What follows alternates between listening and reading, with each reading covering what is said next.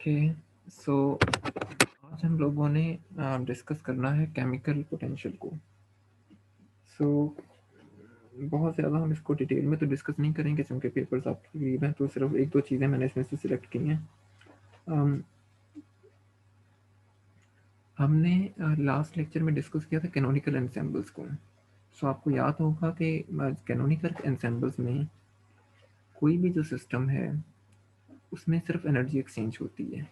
मतलब आपके पास एक सिस्टम है, जैसे यहाँ पर एक सिस्टम दिखाया हुआ है, आप इसको यहाँ से कोई हीट दे दें तो इसका मतलब है कि सिस्टम की एनर्जी तब्दील हो रही है, इसकी इंटरनल एनर्जी के अंदर चेंजिंग आ रही है, इसका ई तब्दील हो रहा है। लेकिन इसी तरह आप कोई ऐसा सिस्टम भी कंसिडर कर सकते हैं जिसमें जो सिस्टम, जैसे यहाँ पर एक सिस्टम हमने रखा हुआ है, बहुत सारे आपको ब्लू कलर के बॉल्स नज़र आ रही हैं। सो लेट्स सपोज मैं इसके अंदर एक और पार्टिकल ऐड कर देता हूँ, बाहर से कहीं सराउंडिंग से एक रेड पार्टिकल आ गया है। अब ये पार्टिकल क्या करेगा, सिस्टम का पोटेंशियल तब्दील कर देगा। यानी कि जैसे आप इसके अंदर पार्टिकल चेंज करेंगे, इस पार्टिकल की कोई ना कोई एनर्जी होगी, वो एनर्जी इस सिस्टम के अंदर ऐड हो जाएगी।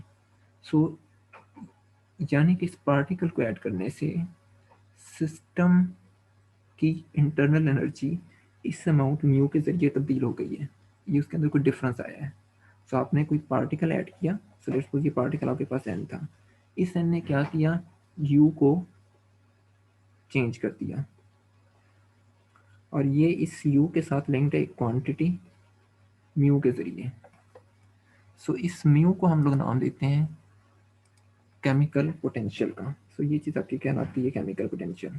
सो आपके पास कोई सिस्टम है, उसकी एनर्जी यू है, आप इसके अंदर किसी पार्टिकल को ऐड करते हैं और इसके अंदर कोई चेंज आती है, इसकी एनर्जी चेंज हो जाती है। वो जो एनर्जी चेंज होती है वो इस फैक्टर की वजह से होती है, इस फैक्टर को हमने केमिकल पोटेंशियल का नाम दिया है।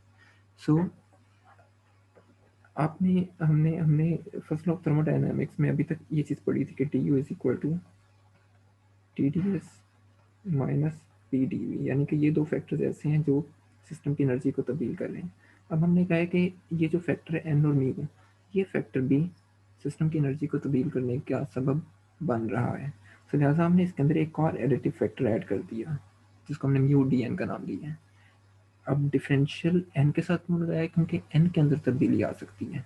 अभी हम देखेंगे कि अगर आपके पास दो सिस्टम आपने यहाँ पर अटैच किए हैं, तो यहाँ पर कुछ पार्टिकल्स पड़े हुए हैं सिस्टम वन में और यहाँ पर पड़े हुए हैं। सो अगर सिस्टम वन से पार्टिकल टू में जा रहे हैं तो इसका मतलब है कि यहाँ पर नंबर ऑफ पार्टिकल्स कम हो रहे हैं, टू में नंबर ऑफ पार्टिकल्स इंक्रीज हो रहे हैं, तो इसका प्लस इसके अंदर चेंज पॉजिटिव आएगी। तो लिहाजा हमने डिफरेंशियल एन के साथ लगाया नंबर ऑफ पार्टिकल्स के साथ, और ये किस फैक्टर के थ्रू चेंज हो रहे हैं, किस ऑर्डर में चेंज हो रहे हैं, उस ऑर्डर को हमने म्यू का नाम दिया है, जिसे हम केमिकल पोटेंशियल कह रहे हैं। सो हमने यहाँ पर, सो ये हमारे पास केमिकल पोटेंशियल के साथ फर्स्ट लॉ ऑफ थर्मोडायनेमिक्स आ गया, ये उसकी एक और रिफाइंड फॉर्म है। सो ये वाली जो इक्वेशन है, जिसको मैं ए का नाम दे रहा हूँ, ये उस वक्त, जिसको मैंने ए का नाम दिया, ये उस वक्त है जब सिस्टम सिर्फ एनर्जी एक्सचेंज कर सकता हो, जैसे आप उसको हीट सप्लाई कर रहे हैं। ये इक्वेशन उस वक्त अप्लाई करते हैं जब सिस्टम ना सिर्फ एनर्जी एक्सचेंज कर रहा हो बल्कि पार्टिकल्स भी एक्सचेंज कर रहा हो। सो बहरहाल इस इक्वेशन को आप अगर जहन में रखें तो आप यू और एन के दरमियान एक रिलेशन कैलकुलेट कर सकते हैं, जो हमने डिफरेंशियल थ्योरम्स पढ़े उनके थ्रू। So mu is equal to partial U by partial N, और आपके पास एस और वी कांस्टेंट आ जाएंगे। लेकिन हमने जिस तरह पहले भी डिस्कस किया हुआ एक दो जगह के एन और वी को, सॉरी एस और वी को, यानी कि एंट्रोपी और वॉल्यूम को कांस्टेंट रखना एक्सपेरिमेंटली बहुत मुश्किल काम है। सो लिहाजा हमें म्यू और एन के दरमियान एक ऐसा रिलेशन चाहिए जिसमें एस और वी कांस्टेंट ना हो, इसकी जगह कुछ और कांस्टेंट पैरामीटर्स हों। इवन कि आप वी को भी कांस्टेंट रख सकते हैं, लेकिन एंट्रोपी को कांस्टेंट रखना काफ़ी ज़्यादा ट्रिकी काम है। तो हम usually entropy free parameters develop करने की कोशिश करते हैं। सो लिहाजा हम यहाँ पर हेल्महोल्ट्ज़ पोटेंशियल के लिए एक फार्मूला लिख लेते हैं, एफ की फॉर्म है F is equal to U minus T S. अच्छा यू, अच्छा यहाँ पर आप इसका डिफरेंशियल ले लें तो इसको आप सिंप्लीफाई कर लें, तो ये आपने ये चीज़ कंप्यूट करनी है।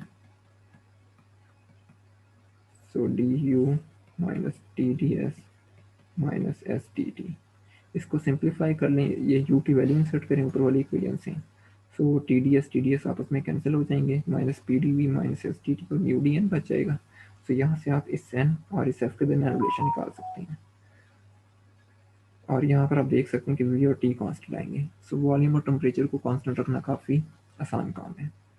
इसी तरीके से आप गिब्स फ्री एनर्जी के दरमियान और म्यू के दरमियान भी रिलेशन निकाल सकते हैं। अच्छा, ये किस तरीके से, इसका फॉर्मूला लिखा आपने कि G is equal to U plus P V minus T S के बराबर है, और देन इनके डिफरेंशियल पुट कर दें। वो आपको पता है कैसे करने हैं। D G is equal to D U plus P D V plus V D P minus S T D S minus S T T. ये डी यू की वैल्यूज इंसर्ट करें, जो फैक्टर्स कैंसिल होकर उन्हें कैंसिल कर दें। आपके पास ये कोई एन बन जाएगी। यहाँ से एन और जी के दरमियान रिलेशन आ जाएगा जिसमें प्रेशर और टेम्परेचर कॉन्स्टेंट्स हैं। तो इस तरीके से आपने केमिकल पोटेंशियल के मुख्तलिफ रिलेशंस कंप्यूट कर लिए हैं, इंटरनल एनर्जी की फॉर्म में, हेल्महोल्ट्ज फंक्शन की फॉर्म में और गिब्स फ्री फंक्शन की फॉर्म में। सो हम इनमें से डिफरेंट फार्मूलाज को यूज़ कर सकते हैं। ये चीज़ इस पर डिपेंड करती है कि कौन से पैरामीटर्स कांस्टेंट है, किस एनवायरनमेंट के अंदर काम कर रहे हैं। अच्छा, अब हम थोड़ा सा केमिकल पोटेंशियल की फिजिकल सिग्निफिकेंस को डिस्कस कर लेते हैं कि असल में ये है क्या चीज़। इसके लिए हमें एक क्वेश्चन पे फोकस करना चाहिए, वो ये कि आपका सिस्टम एक्विलिब्रियम में पड़ा हुआ है। अब वो कौन सी ऐसी वजूहत हो सकती हैं जिनकी वजह से सिस्टम की एक्विलिब्रियम स्टेट तब्दील होती है। सारी बात है, सिस्टम की एक्विलिब्रियम स्टेट तब्दील होती है तो इसका मतलब है कि उसकी एंट्रोपी इंक्रीज होगी, क्योंकि स्टेट तब्दील होने का मतलब ये है कि सिस्टम अच्छा वाला एक्विलिब्रियम की हालत में बैठा था। आप या तो उसको हीट सप्लाई कर रहे हैं या उसको उसमें कोई पार्टिकल इंजेक्ट कर रहे हैं, दोनों सूरतों में सिस्टम डिस्टर्ब हो रहा है। सो वो जो डिस्टर्बेंस होगी उसकी वजह से सिस्टम के अंदर एक डिसऑर्डरनेस प्रोड्यूस होगी। उस डिसऑर्डरनेस की वजह से according to second of thermodynamics entropy उसकी इंक्रीज होगी। सो लिहाजा हम पहले लिखते आए हैं एंट्रोपी को as a function of internal energy और वॉल्यूम, लेकिन अब इसमें एक और पैरामीटर भी ऐड हो गया एन। सो हमने इस हमारे एक्सटेंसिव पैरामीटर को इस फंक्शन की फॉर्म में लिख लिया है, यू वी एन की फॉर्म में। इस पर डिफरेंशियल अप्लाई कर दें, इसको मैंने इक्वेशन नंबर 1 कह दिया है। ये सिर्फ मैथमेटिक्स है। आपने एक इक्वेशन पहले भी लिखी थी डी यू के लिए, इस डी यू को सिंप्लीफाई करें और टी डी एस के लिए इक्वेशन लिख लें, जैसे मैंने यहाँ पर लिख दी है। सो इस इक्वेशन नंबर 1 और इक्वेशन नंबर 2 को कंपेयर कर लें। इसे कंपेयर करने से आपके पास मुख्तलिफ तरह के रिलेशन आएंगे।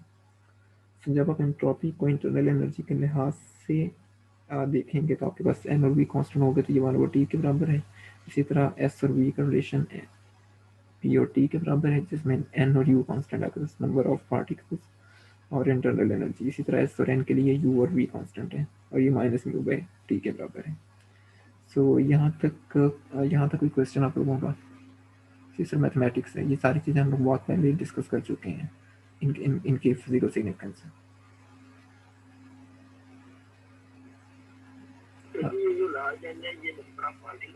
हाँ, ये नंबर ऑफ पार्टिकल्स हैं।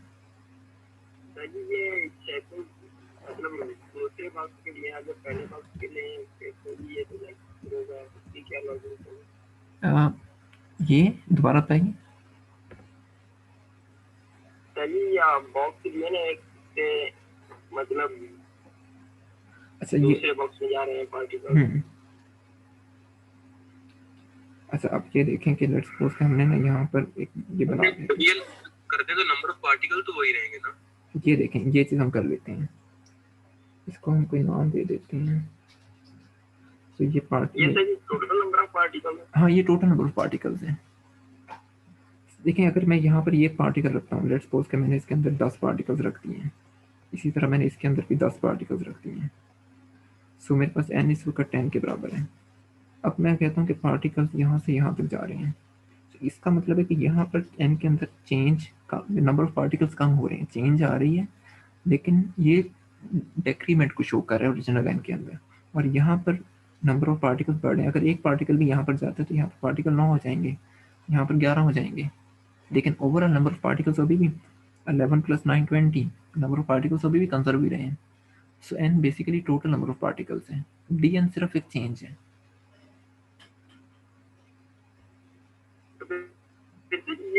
नेगेटिव पॉजिटिव कैसे है जी? ये पॉजिटिव इस तरह से क्योंकि यहाँ पर नंबर ऑफ पार्टिकल्स बढ़ रहे हैं, अब जितने ज़्यादा पार्टिकल्स ऐड करेंगे उतनी ज़्यादा चेंज आएगी, मतलब चेंज। फिर जी इधर से काफी कम हो रहे हैं। हाँ, कंटेनर 1 से कम हो रहे हैं, इसलिए इसका डीएन नेगेटिव है। जी क्लियर? ये मैं यही पूछ रहा था जी, इसको मतलब नेगेटिव क्यों नहीं लिया गया? इसको नेगेटिव इसलिए लिया क्योंकि यहाँ से नंबर ऑफ पार्टिकल्स कम हो रहे हैं,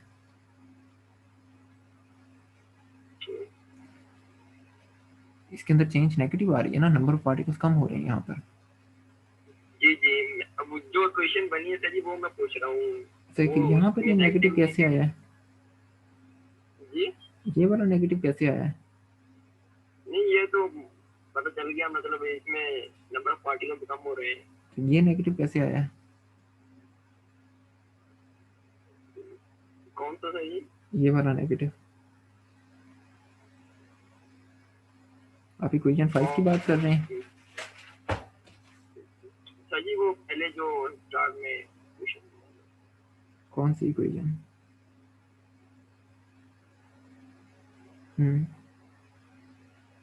कौन सी इक्वेशन? ये D U equal T D S plus minus P D V plus mu D N. हाँ, तो इसमें तो हमें हमें ये नहीं ना पता कि चेंज क्या है, लेकिन हमने सिस्टम ये एज्यूम किया है कि हमने यहाँ पर पार्टिकल ऐड किया है, तो लिहाजा बेसिकली मैं ये चीज़ लिख रहा हूँ, म्यू प्लस डी एन कर रहा हूँ, तो मैंने पार्टिकल ऐड किया है। और वैसे भी अगर मुझे ना जब क्योंकि मुझे नहीं पता कि यहाँ पर चीज़ क्या आनी, तो मैं चाहे इसके साथ माइनस का साइन लगा दूँ चाहे प्लस का लगा दूँ, उससे तो कोई फ़र्क नहीं पड़ेगा, वो फिर हम बाद में अपनी कन्वेंशन डिवाइस कर लेंगे। और वो आप चेक भी कर सकते हैं कि अगर आप पार्टिकल ऐड कर रहे हैं तो फिर यू को बढ़ना चाहिए। हाँ, अगर आप पार्टिकल वहाँ से निकाल रहे हैं तो अगर मैं माइनस लगाऊँ तो फिर ये कन्वेंशन उल्टी हो जाएगी, इसका मतलब है कि सिस्टम अपनी इंटरनल एनर्जी स्पेंड कर रहे हैं, सिस्टम वर्क डन कर रहे हैं। सो वो अगर मैं यहाँ पर माइनस म्यू डी एन भी लगा दूँ तो फिर आपको यहाँ पर ही लिखना पड़ेगा, मैंने यहाँ पर मेंशन किया हुआ ना, ऐड अ पार्टिकल, फिर आप ये करें remove a particle from the system, फिर आपको क्या करना पड़ेगा, यहाँ पर माइनस का साइन लगाना पड़ेगा, माइनस डी यू, आज जो हमने चैप्टर नंबर 11 में डिस्कस किया था। सो कन्वेंशन तो हमारी फिर भी वही रहेगी। ये पॉइंट क्लियर हुआ है?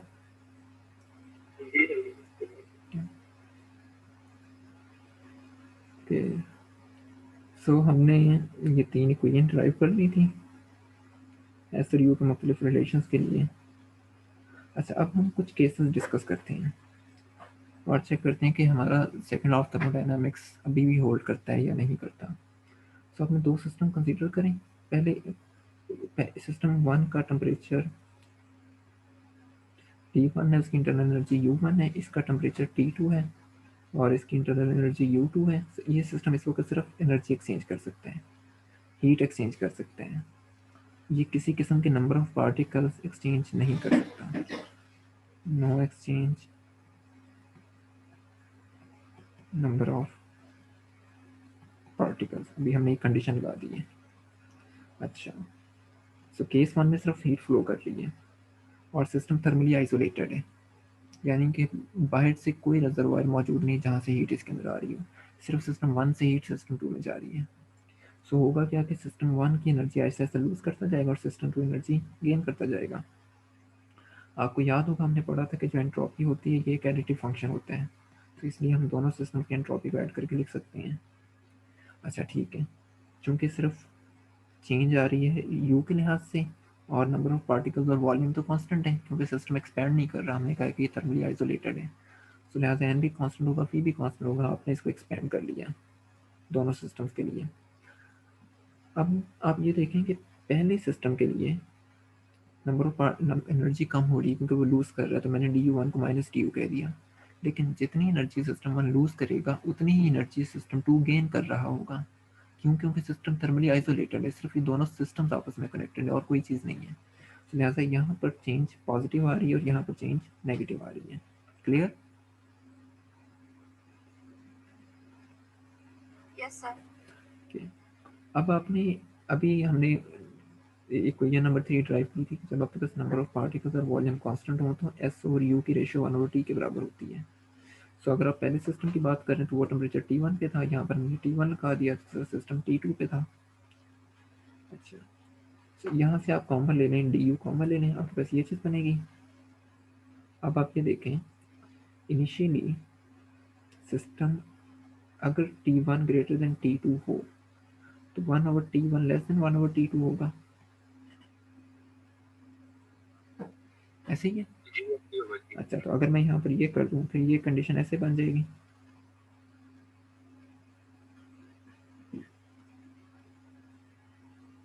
ऐसे ही होगा। ये थोड़ा सा बता दें।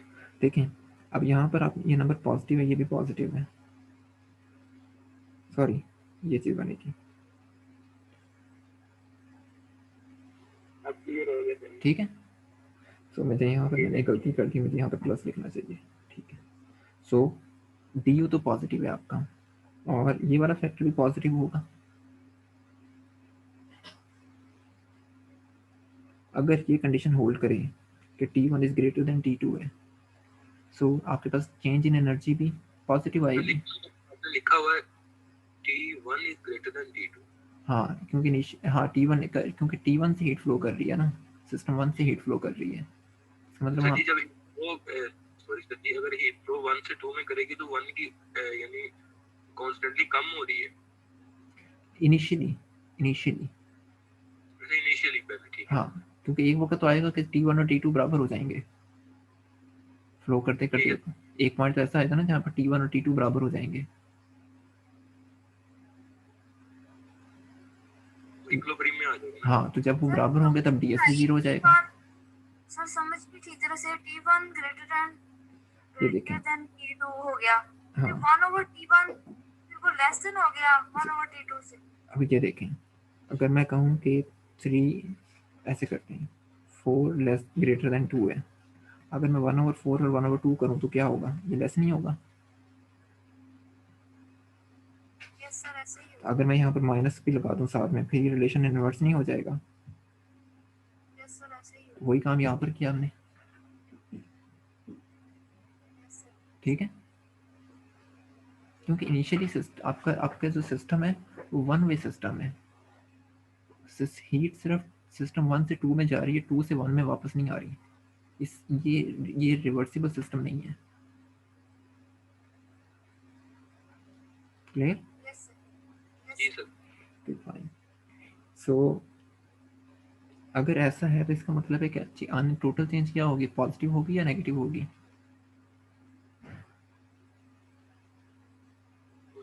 पॉजिटिव होगी। हाँ, तो इसका मतलब है कि ये ब्रैकेट वाली टर्म भी पॉजिटिव है, ये डी यू भी पॉजिटिव है। सो लिहाजा आप कह सकते हैं कि D S will be greater than 0। अगर T1 और T2 बराबर होंगे फिर डी एस किसके बराबर आ जाएगा, 0 के। तो लिहाजा सेकेंड ऑफ थर्मोडायनेमिक्स होल्ड कर रहा है, ठीक है। तो इसका मतलब है कि म्यू डी एन का फैक्टर ऐड करने से हमें कोई फर्क नहीं पड़ता अगर हम एन को कांस्टेंट एज्यूम करें तो, क्लियर? अच्छा, अब हम दूसरा काम करते हैं। अब हम कहते हैं कि एन एक्सचेंज हो रहे हैं, जैसे जैसे सिस्टम यानी कि नंबर ऑफ पार्टिकल्स भी चेंज हो रहे हैं, ठीक है। सर जब नंबर ऑफ पार्टिकल्स चेंज होंगे तो पहला सिस्टम पार्टिकल लूज करेगा और दूसरा सिस्टम पार्टिकल्स को गेन करेगा। सो दोबारा से उसी इक्वेशन को लिखें, अब यू और वी कांस्टेंट है लेकिन एन के अंदर तब्दीली आ रही है। पहला सिस्टम पार्टिकल लूज कर रहा है तो माइनस का साइन, दूसरा गेन कर रहा है तो पॉजिटिव का साइन। अगर आपके पास एंट्रोपी और एन का रिलेशन आपने देखना हो जिसमें यू और वी कांस्टेंट होते हैं तो हमने ये इक्वेशन डिराइव की थी, इक्वेशन नंबर 5। सो पहले सिस्टम के लिए आपने इसको μ1 T1 कह दिया, दूसरे सिस्टम के लिए μ2 T2 कह दिया, ये हमने वैल्यूज कर दी यहाँ पर इंसर्ट। सो ये बन गया आपके पास μ1/T1 dn minus μ2/T2 dn, dn लेने कॉमन, तो आपके पास ये इक्वेशन बन गई। यहाँ तक कोई मुश्किल?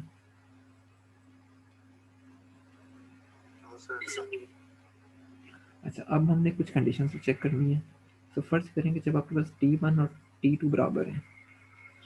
अगर आपके पास T1 और T2 बराबर हो तो फिर इसका मतलब है कि म्यू ओवर T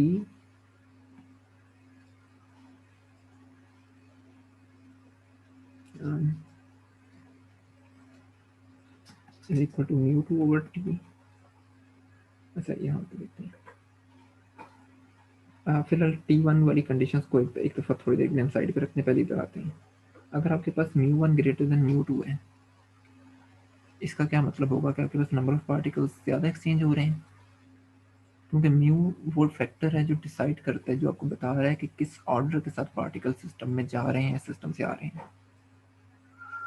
लेकिन तो हमने सपोज नहीं किया था कि पार्टिकल चेंज नहीं होंगे। नहीं, अब हम दूसरा केस है, इसमें पार्टिकल एक्सचेंज हो सकते हैं।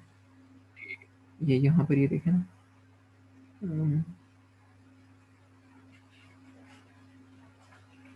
ये केस 2 है हमारा। ठीक है सर। सो अगर आपके पास Dn पॉजिटिव है तो इसका मतलब यानी कि अगर हम कहें कि पहले सिस्टम का केमिकल पोटेंशियल ज़्यादा है, तो इट मीन्स कि उसमें आपके पास Dn फिर पॉजिटिव आएगा, क्योंकि सिस्टम पार्टिकल एक्सचेंज कर ज़्यादा पार्टिकल एक्सचेंज कर सकता है। क्लियर? अगर आपके पास रिलेशन रिवर्स हो जाए कि μ1 लेस देन μ2 है, इसका मतलब है कि पहले सिस्टम का केमिकल पोटेंशियल कम है, कम नंबर ऑफ पार्टिकल एक्सचेंज करेगा, इसकी एक्सचेंजिंग पावर कम है।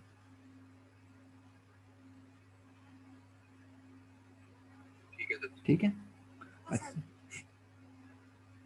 लेकिन चूंकि सिस्टम आपका वन वे है, रिवर्सिबल नहीं है, पार्टिकल जा रहे हैं 1 से 2 में, तो इसका मतलब है हम जिस कंडीशन को फॉलो करें उसमें Dn ग्रेटर देन 0 है। अच्छा, क्योंकि हमने ये कहा था कि du कांस्टेंट रहता है और आपको पता है कि u फंक्शन होता है t का, तो इसका मतलब है कि u of t1 is equal to u of t2, तो इसका मतलब ये हुआ कि t1 is equal to t2, ऐसे ही है। अच्छा, तो अब आपके पास कंडीशन ये बन गई कि u1 over t1 minus μ2 over t2 is equal to 0, μ1 over t minus μ2 over t is equal to 0, so t को कैंसिल हो जाएंगे, so μ1 minus μ2 is equal to 0, so आप μ1 इज इक्वल टू μ2। तो अगर म्यू बराबर होगा तो क्या पार्टिकल एक्सचेंज होंगे? नहीं, इसका मतलब है कि सिस्टम इक्विलिब्रियम की हालत में है। अच्छा, अब इस इक्वेशन में देखें दोबारा से, अगर आपके पास Dn ग्रेटर देन 0 है तो ये ग्रेटर देन 0 आएगा,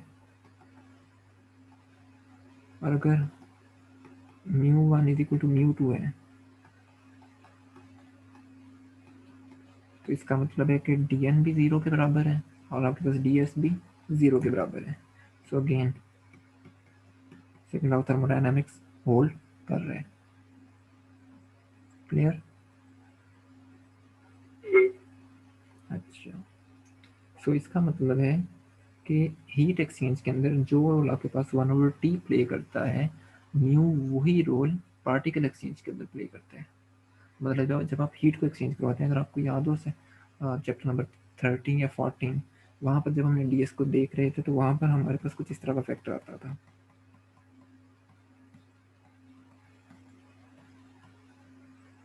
कुछ इस तरह का फैक्टर बनता था आपके पास, याद है? सो जब ये चीज़ क्या शो करती थी कि जब आप हीट एक्सचेंज कर रहे हैं तो ये डिपेंड कर रहा है 1/T पे। क्लियर? क्लियर ये बात? ये कोई हमने पहले ड्राइव की हुई है, इसको बहुत डिटेल से डिस्कस किया हुआ है। अब हम ये कह रहे हैं कि जब पार्टिकल एक्सचेंज होते हैं, ये तो कांस्टेंट है ना हमारे पास, तो पार्टिकल एक्सचेंज का रोल म्यू प्ले करता है, यानी कि केमिकल पोटेंशियल। तो केमिकल पोटेंशियल डिसाइड करेगा कि पार्टिकल्स ने किस रेट के साथ चेंज होना है। क्लियर? कोई मुश्किल इसमें? यहाँ तक। सो इतना ही हमारा आज का लेक्चर था, मैंने इसको खुद ही शॉर्ट रखा है। सो मैं रिकॉर्डिंग पॉज कर लेता हूँ, इसमें अगर आपका कोई क्वेश्चन है तो फिर आप मेरे से डिस्कस कर लीजिएगा।